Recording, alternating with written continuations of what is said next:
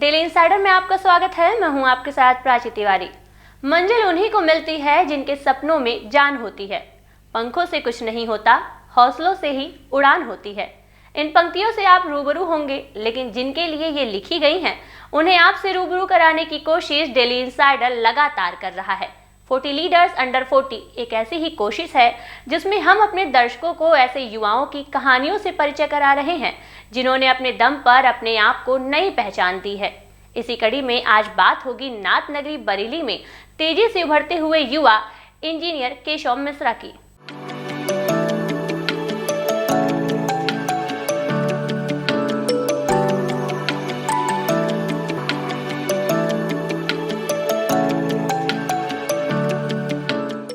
बरेली निवासियों को लजीज व्यंजनों और चटकारों का मजा दिलाने वाले स्क्वायरल एंड नट्स के को ओनर केशव मिश्रा ने शुरू से पैसों को अहमियत नहीं दी।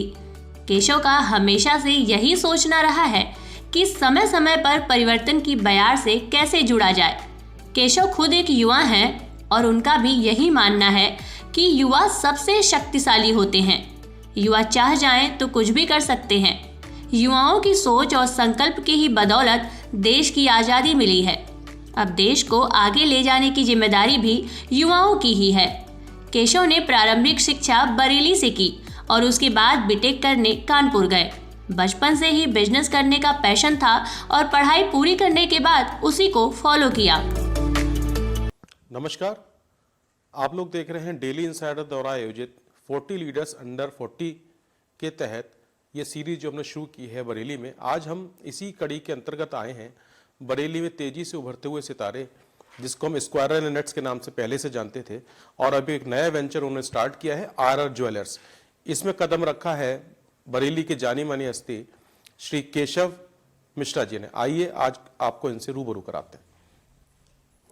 सबसे पहले मैं बहुत बहुत धन्यवाद देना चाहूँगा डेली इंसाइडर की पूरी टीम को, जिन्होंने इतना अच्छा मेरे को रेस्पॉन्स दिया और मेरे कहना चाहूँगा मेरे काम को पहचाना और मेरी शख्सियत को पहचाना, जो मेरा काम अब तक मैं करता आया हूँ बरेली में। और मेरा हमेशा से मोटिव यही रहा है कि मैं बरेली के यूथ को इंस्पायर करूँ।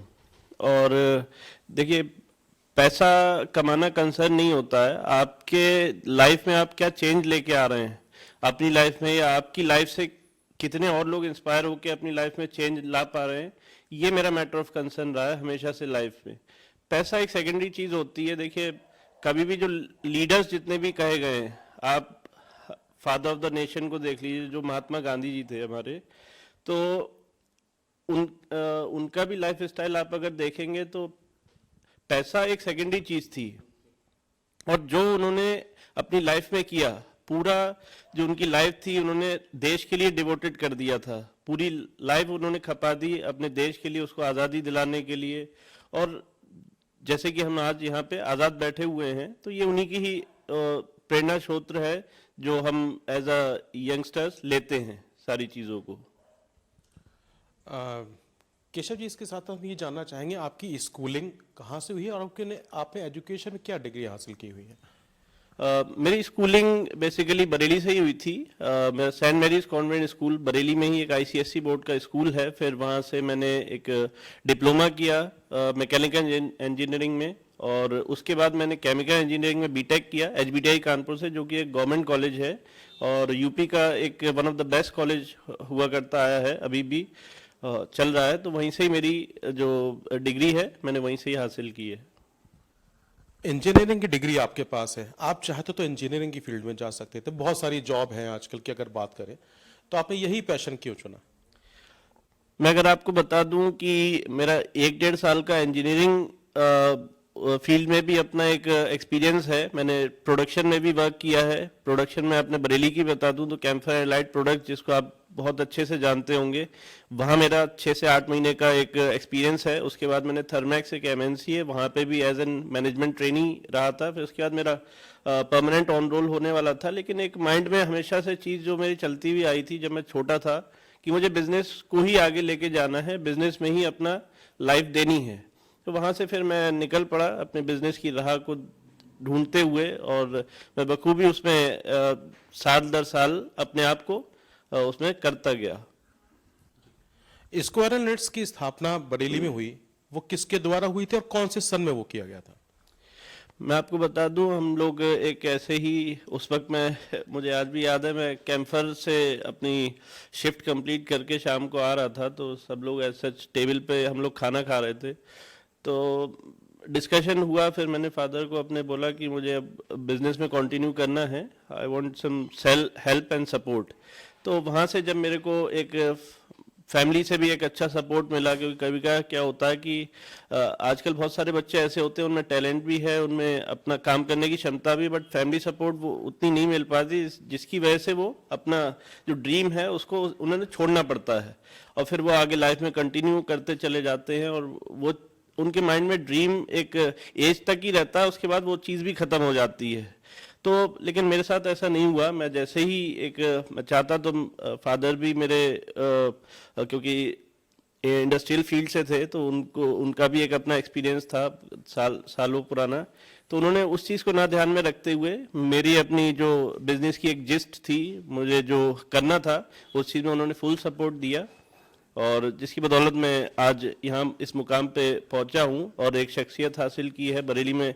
आपने भी मुझे एक अच्छे रूप से पहचाना है। बरेली के बहुत सारे लोग, जहाँ भी मैं बैठता हूँ, कुछ भी करता हूँ, तो एक स्क्विरल एंड नट्स करके जो मैंने पहचान छोड़ी है, तो मुझे बहुत अच्छा लगता है ये चीज़ को सुनते हुए कि मेरी मेहनत रंग ला रही है, और आगे भी मैं इसको निखारता रहूँगा। अभी तो हम लोग अपने शहर की बात कर रहे हैं, इसको देश प्रदेश और अन्य जगह में भी इसको पहुंचाना है, और ये एक बहुत लंबी कड़ी है जिसको मैं साथ लेके चल रहा हूं। और इसकी स्थापना की मैं बात बता दूं, तो ये 2018 में मैंने इसको स्थापना करी थी, इस कंपनी की। ये तो स्क्वायर नेट्स को सभी लोग जान गए हैं कि अगर बच्चे की जुबान पर अगर बात करते हैं, स्क्वायर नेट्स का नाम है। इसके साथ अभी आपने कदम रखा है ज्वेलरी की चेन में, है ना? उसमें आपका आना कैसे हुआ?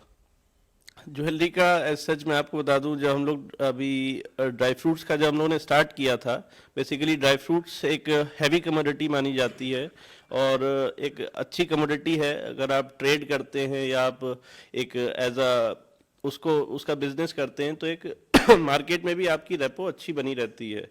दूसरा, एक हाई कमोडिटी अगर हम बात करें, तो गोल्ड, डायमंड्स एंड सिल्वर। तो इसका जस्ट मैं पर्सनली बताएं तो मेरा जो छोटा भाई, यंगर ब्रदर है, ऋषभ मिश्रा, उसके माइंड में लास्ट ईयर से ये चीज़ थी कि एक आई थी कि अब हम लोग ज्वेलरी लाइन में भी कंटिन्यू किया जाए, क्योंकि इसमें क्या है, बहुत मार्केट भी इसका बहुत अप हाई होता रहता है, और स्केलिंग बहुत ज़्यादा है, मार्केट में रिक्वायरमेंट भी अच्छी बनी रहती है। तो वही सब चीज़ें हमने मार्केट स्ट्रेटजी देखी, मार्केट रिसर्च किया, तो हमने देखा कि ये बिजनेस लाइन भी काफ़ी अच्छी है। फिर हम लोग उस लाइन पे भी आगे बढ़ गए, और होते होते, जैसा कि मैं आपको बताऊं, कि बरेली ने हमेशा से हमारे काम को पहचान देने में कोई वो कसर नहीं छोड़ी है, और यहाँ भी हम लोग को उतना ही सपोर्ट मिल रहा है पूरे शहर वासियों की तरफ से। मैं उनका तहे दिल से बहुत आभार व्यक्त करना चाहूँगा, और इसी तरह वो मेरे को ढेर सारा प्यार और आशीर्वाद देते रहे, जिससे कि मेरी मेहनत आगे कामयाब होती रहे, और मैं उनको जितना अपने तरफ से देने की कोशिश रहेगी, मैं हमेशा उनके लिए खड़ा रहूँगा। बरेली आभूषण के मामले में या फिर ज्वेलरी के मामले में बहुत ही रिच माना जाता है कि यहाँ पर पूरा एक सर्राफा बाजार है, जिसको आलमगीरगंज के नाम से जानते हैं।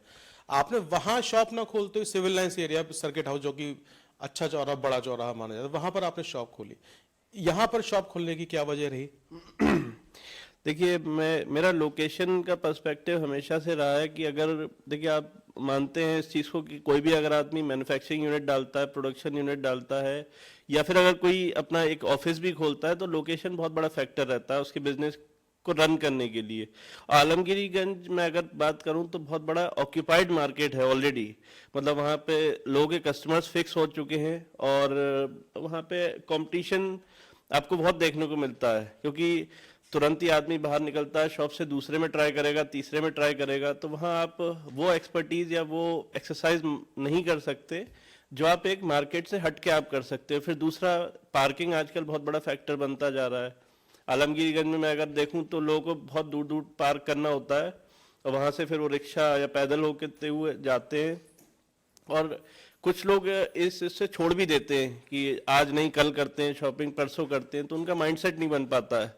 और आप पार्किंग फैसिलिटी उनको दे पा रहे हैं और एक मार्केट में अच्छी लोकेशन पे आपकी प्रेजेंस है, तो बाहर का कस्टमर भी आपको प्रेजेंस मतलब बिजनेस दे सकता है। जैसे अगर मैं रामपुर, पीलीभीत, नवाबगंज या बाहर के जो अगर कस्बे मान लीजिए आप, बाहर के और डिस्ट्रिक्ट से हर कोई अगर शॉपिंग करने आ रहा है, तो हर कोई आलमगीरी का नहीं जा सकता, तो वो बाहर बाहर का जब मार्केट ढूंढता है तो हमें एक पहचान वहाँ से भी मिलती है। तो माउथ मार्केटिंग का भी ये काम करता है कि हाँ, एक इस नाम की भी शॉप वहाँ पे है। तो ये एक फैक्टर हम लोगों ने माइंड में था, जिसकी वजह से हम लोगों ने बाहर की लोकेशन चूज करी। कंपटीशन का इतना बड़ा दौर है, हर आदमी कंपटीशन में है, तो आप अपने ग्राहकों के लिए अलग क्या करते हैं? देखिए, टेक्निकल एडवांसमेंट आपको पता ही है कितना ज़्यादा हो गई है, और हर कंपनी बड़ी से बड़ी हो चाहे छोटी से छोटी हो, वो इस उसमें लगा हुआ है कि मैं मार्केट में इतना स्टैंडर्ड क्या ला पाऊँ, क्या पॉलिसी बनाऊँ, क्या चीज़ करूँ जो कि एक कस्टमर को अट्रैक्ट करे, या कस्टमर लॉयल्टी बनाना बेसिकली इस चीज़ का होता है।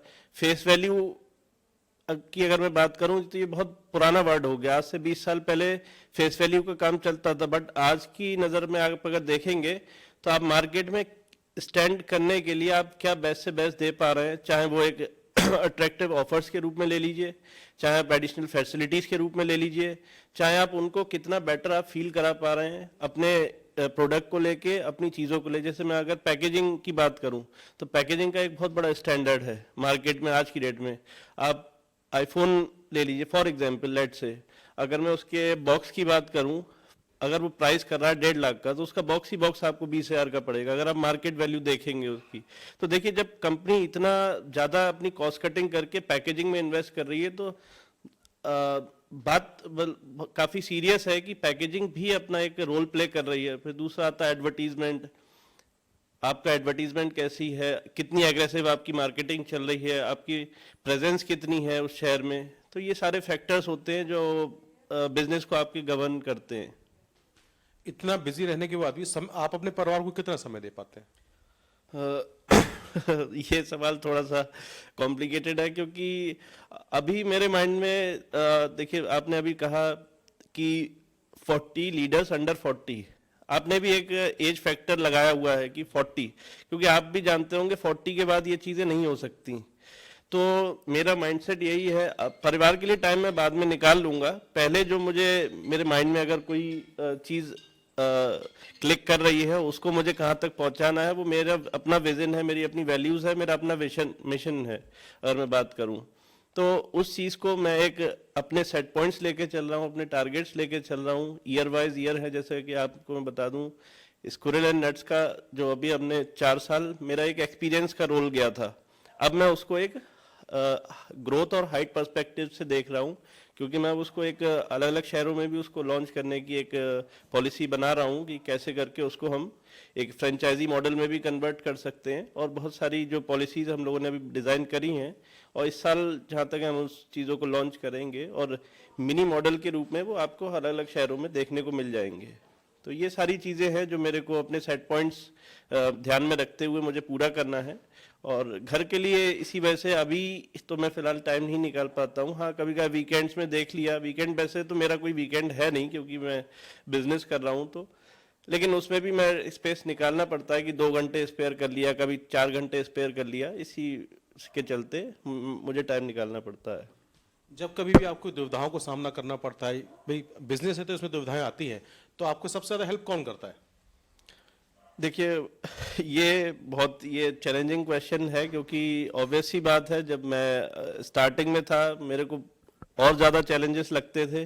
फिर जब मेरा दूसरा साल बिजनेस का आया तो, और चैलेंजेस भी कोई एक डेफिनेशन नहीं होती है। हो सकता है वो फाइनेंशियल क्राइसिस को लेके हो सकता है कि वो आप एक नेगेटिव वाइब्स आती है कभी कभार, जैसे मार्केट से आपको सुनने को मिलेगी, आपके कॉम्पिटिटर्स हो गए या आपके जो हेटर्स हो गए जो आपसे चिढ़ते हैं, चाहे वो घर पे भी हो सकते हैं या बाहर वाले भी हो सकते हैं।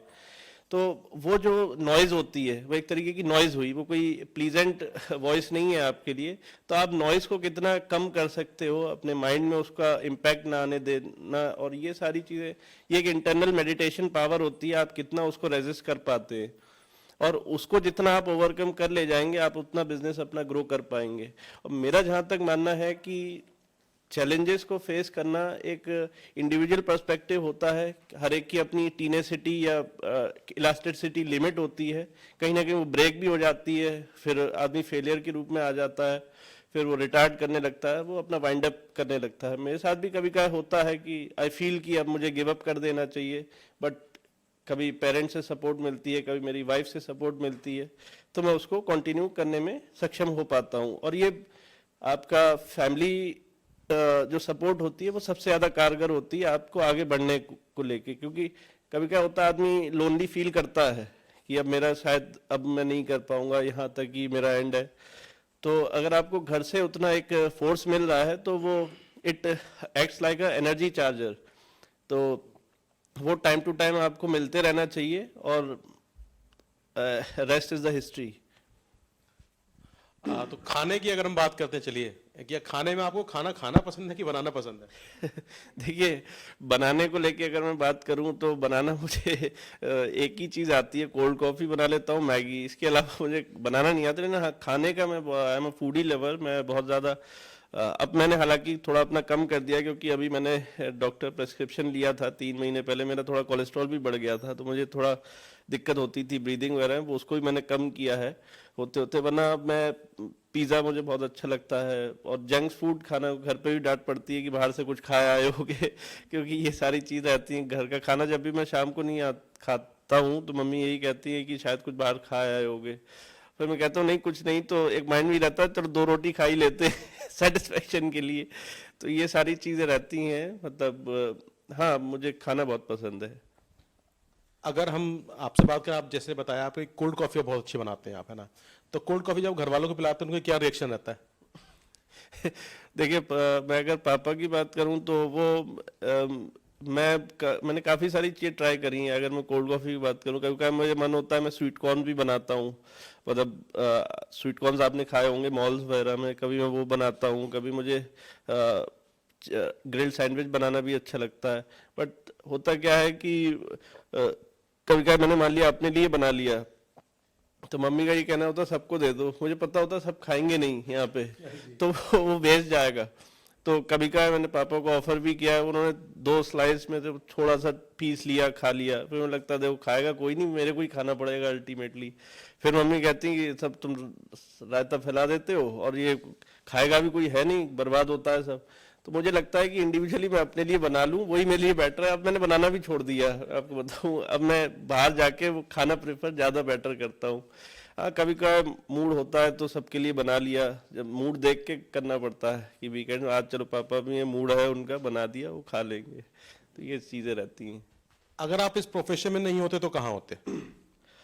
देखिए, मैं अभी भी अगर बात करूं कि अगर मैं रिकग्नाइजेशन की बात करूं तो आज भी मेरा इंडस्ट्रियल रिकग्नाइजेशन भी काफ़ी हो रहा है, क्योंकि मेरी लिंक्डइन प्रोफाइल भी है। मैंने अपने और जगह जो naukri.com हो गई, इंडीड है, जो बेसिकली वेबसाइट्स होती हैं, वहाँ मैंने अपलोड कर रखे हैं अपने करियर प्रोस्पेक्टिव्स, या मेरा जो क्वालिफिकेशन बैकग्राउंड हो गया, या फिर मेरी अपनी जो करियर अभी तक का मेरा जो चला है, तो उससे मेरे को ऑफर्स भी आते रहते हैं। और आज मॉर्निंग का ही रिसेंटली बताऊं तो रमा ग्रुप आपने सुना होगा, जो जैसे अपना यहाँ SRMS है, तो रमा ग्रुप है एक लखनऊ में, उनका बेसिकली एक मेडिकल साइंसेस का कॉलेज है, और तो वहाँ से मेरे को GM ऑपरेशंस एंड एडमिनिस्ट्रेशन के लिए एक कॉल आई थी। तो और अभी बायजूस से भी मेरा एक कॉल आया था, उनको भी बिजनेस डेवलपमेंट मैनेजर के रोल के लिए। तो मतलब कंपनीज भी आपको रिकग्नाइज करती हैं जब आप बेटर करते हैं, उनको भी लगता है कि हम इस कैंडिडेट को ले लें तो हो सकता है हमारा बिजनेस भी ग्रो करेगा। बट एक अपना पर्सनल माइंडसेट होता है कि भाई मैं अगर दूसरे के लिए काम दूंगा, मैं अगर उतना अपने लिए करूं तो शायद ज़्यादा बेटर रहेगा। और एम्प्लॉयमेंट देना भी, जैसा कि मोदी जी ने भी कहा है कि आप इंडिपेंडेंट बनिए और अपने आप से जो कर सकते हैं, मतलब मेरे अगर कुछ भी करने से अगर मैं चेंज दे पा रहा हूँ अपनी सोसाइटी के लिए, तो ये मेरे लिए बहुत बड़ा एक गर्व की बात होगी। तो ये थे हमारे साथ स्क्वायरल नेट्स और RR ज्वेलर्स के श्री केशव मिश्रा, बल्कि मैं कहूँ श्री की जगह अगर हम लगाते हैं इंजीनियर केशव मिश्रा को, बीटेक की डिग्री भी उन्होंने हासिल की हुई, और इस प्रोफेशन में पूरी कहानी आज उन्होंने अपने सामने, हम सबके सामने आपको बताई है। वहीं केशव की मां सुनीता मिश्रा इस बात से खुश हैं कि उनका बेटा उनके साथ रहता है। शाम को पूरा परिवार एक साथ डाइनिंग टेबल पर बैठकर खाना खाता है। माँ सुनीता का कहना है कि मैंने अपने बच्चों को हमेशा यही सिखाया कि अच्छा सोचो और अच्छा करो, कोई देखे ना देखे ऊपर वाला सब देखता है। देखिए, व्यतीत भी करते हैं और मैं तो ज़्यादा वो नहीं हूँ, एक हाउस वाइफ हूँ, तो मैं जानती हूँ कि मैंने भी बच्चों के लिए पूरी परवरिश इस तरह से दी है कि जो भी करें ये अच्छा से अच्छा करें। और बड़ा अच्छा लगता है कि ये अपने काम में व्यस्त रहते हैं, बिज़ी रहते हैं और मेरे साथ रहते हैं। बिज़नेस करवाने का भी एक यही वो था मेरा कि जॉब में ना जाने का भी रीज़न यही था कि मैंने सोचा कि जॉब करेंगे, बच्चे बाहर चले जाएंगे और हम दोनों यहाँ अकेले रह जाएंगे। मुझे बहुत खुशी लगती है कि बच्चे मेरे साथ हैं। मैं सारे दिन वेट करती हूँ, शाम को मैं अच्छे से रखती हूँ कि बच्चे मेरे घर पे आ रहे होंगे, हम लोग साथ में बैठ के खाना खाते हैं, बहुत अच्छा लगता है। और ईश्वर से यही प्रार्थना करते हैं और यही मैंने इनको समझाया है कि बस सदैव अच्छा सोचो, अच्छा करो, ईश्वर देखता है और ईश्वर हम लोगों के साथ है। बच्चों पे पूरा विश्वास है। सदैव यही प्रार्थना करती हूँ कि शायद इनसे कभी कोई गलत ना कहे, ना गलत ये बोले, ना गलत सुने। ईश्वर को मानते हुए अपना काम करते जाओ, ईश्वर तुम्हारे साथ है, वो अच्छा करेगा, अच्छा सोचेगा। मैं तो यही संदेश देना चाहूँगी, अच्छे से अपने पेरेंट्स के साथ भी अच्छा व्यवहार करें, दूसरों के साथ भी अच्छा करें। और मैंने तो ये सोचा है कि घर में भी अगर कोई आता है तो एंटर करे तो वो घर को भी अच्छे से मेंटेन रखो, आपस में भी प्यार से रहो। केशव की बेटर हाफ शिवांगी का साथ भी उन्हें जिंदगी के हर मोड़ पर मिलता है। शिवांगी का कहना है कि मेरी यही कोशिश रहती है कि मैं उन्हें हमेशा सपोर्ट करूं। वर्तमान के साथ साथ हम अपने भविष्य को भी बेहतर बनाने की दिशा में कार्य करते हैं। हम दोनों की यही सोच रहती है कि कैसे विस्तार किया जाए। हमारी हमेशा से प्रायोरिटी हमारा काम रहा है। मैं भी इनका पूरा साथ देने की कोशिश करती हूँ ताकि हम आपस में भी साथ में रहकर अपना फ्यूचर भी प्लान कर सकें, प्लस हम डिस्कस कर सकें कि आगे हमें अपने बिज़नेस को कैसे और ग्रो करना है, चीज़ों को कैसे और आगे लेकर जाना है। सिर्फ यहाँ रुक जाना हमारा नहीं है कि हम यहीं पे रुक जाएं और हमारे वेंचर्स हों और हमारी चीज़ें आगे बढ़ें बरेली में और हमें पहचाना जाए। ये हमारा आगे का पर्सपेक्टिव है जिसमें मैं इनका पूरा साथ देने की कोशिश करती हूँ और हमेशा करती रहूँगी। कोशिश रहती है पूरी कि हम जा पाएँ, पर अक्सर नहीं ही हम अपने लिए समय निकाल पाते हैं। बट फिर भी अगर हम और अच्छी व्यवस्थाएं अपने स्क्वायरल एंड नट्स या आरआर ज्वेलर्स के लिए कर पाएँ तो एक वही हमारे लिए बाहर का एडवेंचर कह लीजिए या जो भी कह लीजिए, एक तरीके से हमें वही एक साथ में रहने का समय भी होगा और आगे ले जाने की चीज़ें भी हम कर पाएंगे।